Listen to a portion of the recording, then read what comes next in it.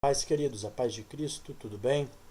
Sou o pastor Jonathan, eu venho aqui mais uma vez falar com vocês a respeito da palavra de Deus e eu trago juntamente comigo aqui a minha Bíblia, porque eu venho falar e comentar a respeito de um comentário geral que está nas redes sociais, que está no YouTube e que está nos meios de comunicação acerca dos Gideões, do Congresso Internacional dos Gideões Missionários da Última Hora. Houve um comentário aí que um pastor que ficou muitos anos ao lado dos diretores, dos presidentes dos Gideões, agora ele veio a público para dizer e para relatar das coisas erradas, dos subornos e de tantas coisas que, segundo ele, acontecem no Congresso dos Gideões.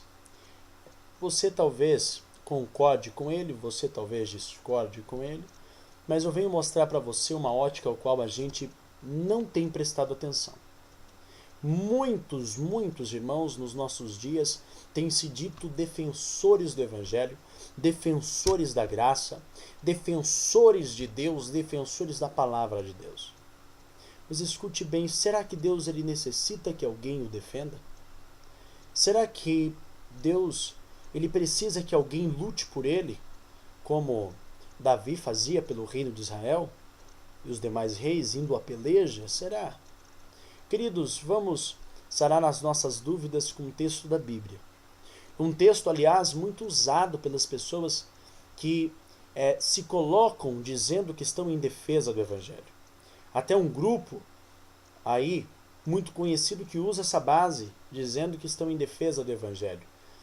E ao invés de pregar a graça, o amor e a palavra de cura, de restauração, de ânimo, a palavra de consolo para o triste, a palavra de libertação para o que está cativo, a palavra de salvação e de arrependimento para aquele que não conhece a Jesus, perdem o seu tempo falando de escândalos, falando de líderes, falando de tantas coisas que não são produtivas. Eles usam um texto que está lá em Filipenses, capítulo de número 1, versículo 16, que diz assim: estes por amor, sabendo que estou incumbido da defesa do Evangelho. Usando esse texto, isolando o versículo 16 do capítulo 1 de Filipenses, eles dizem que estão defendendo o Evangelho. Mas na verdade estão escandalizando o nome de Jesus. Estão fechando a porta da graça, estão deixando de falar do amor incondicional de Deus, do arrependimento necessário que o homem deve ter para que possa alcançar a graça de Deus. Eles perdem tempo com essa briga de homem contra homem, de denominação contra denominação, da teologia que está certa e da teologia que está errada. Ao invés de anunciar o amor incondicional de Deus em Cristo Jesus, o amor ao qual Deus ele deu o seu Filho na cruz do Calvário. Entenda bem, meu amado irmão, minha irmã. O nosso foco aqui como igreja não é saber se há suborno, se há isso e aquilo nos Gideões ou em outro congresso qualquer. Não que eu apoie isso.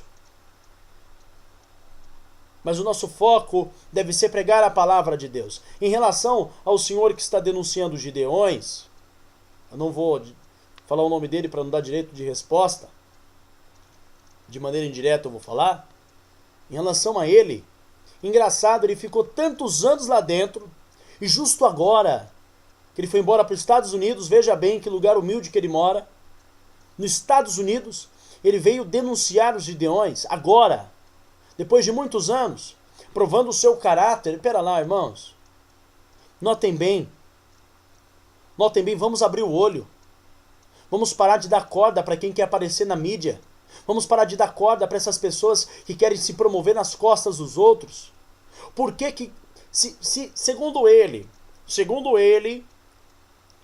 o vice-presidente dos Gideões Missionários da Última Hora cobra propina, suborno, para que pregadores possam subir no púlpito dos Gideões? Porque, já que ele é tão homem de Deus, por que na primeira vez que ele viu isso, ele não contestou? Eu não digo que ele está falando mentira, eu não digo que o vice-presidente dos Gideões não fez isso? Eu não sei. Eu moro em Cornélio Procópio. Os Gideões, o Congresso de Gideões acontece em Camboriú, em Santa Catarina. Eu moro no Paraná. O Congresso é em Santa Catarina. Eu nunca fui. E não tenho condições financeiras para estar lá. Mas notem bem, uma pessoa que ficou tantos anos concordando com tudo que estava nos Gideões, de uma hora para outra, deu um toque de caráter nele, um toque de sinceridade, e ele vem à tona falar toda a verdade. Espera lá, gente.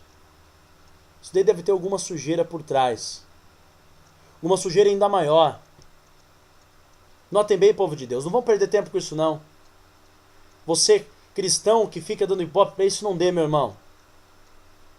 Vamos investir o nosso tempo pregando a palavra de Deus.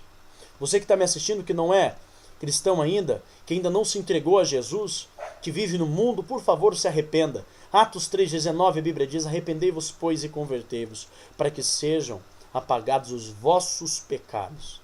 E já em relação aos que usam a base de Filipenses 1,16, pessoal, pare de cometer suicídio bíblico, pare de cometer heresia. O apóstolo Paulo está falando nos versos anteriores sobre a prisão dele, sobre o sofrimento dele pelo evangelho, e logo depois ele fala que alguns anunciavam o evangelho por falsidade e mentira. Sim, ele disse isso, mas ele disse também que ele se alegrava nisso, porque de qualquer maneira Cristo estava sendo anunciado. Se nos Gideões tem suborno, se nos Gideões tem mentira, o que importa é que Cristo está sendo anunciado. Em relação ao pecado dos Gideões ou não, o pecado de qualquer pastor, de qualquer líder evangélico, de qualquer pessoa que está sobre a face da terra ou que já esteve, a Bíblia fala sobre o dia do juízo final, aonde Deus vai julgar vivos e mortos. Então, irmãos, não perdamos tempo com isso. Vamos deixar isso de lado. Vamos pregar o evangelho da graça, vamos amar as vidas, vamos orar. Ao invés de falar, de se preocupar com o ministério dos outros, vamos para o monte orar, buscar a presença de Deus.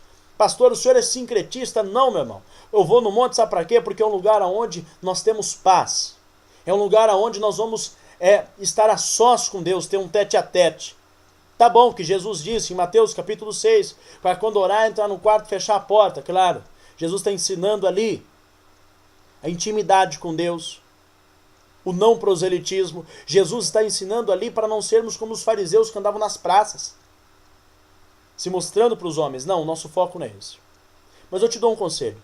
Se consagre mais, ore mais, jejue mais. Independente se você seja pentecostal, tradicional, de qual vertente você for, batista, metodista, presbiteriano, assembleano, qual vertente você seja. Que a graça de Jesus esteja sobre o teu coração. Não se meta nisso não. Em relação às autoridades que estão em pecado, Deus vai cuidar delas. Mas convenha que o joio e o trigo cresçam junto. Que Deus te abençoe em nome de Jesus. Invista teu tempo em evangelismo. Fale da palavra, fale da salvação. Porque o reino de Deus está próximo. Que Deus te abençoe em nome de Jesus.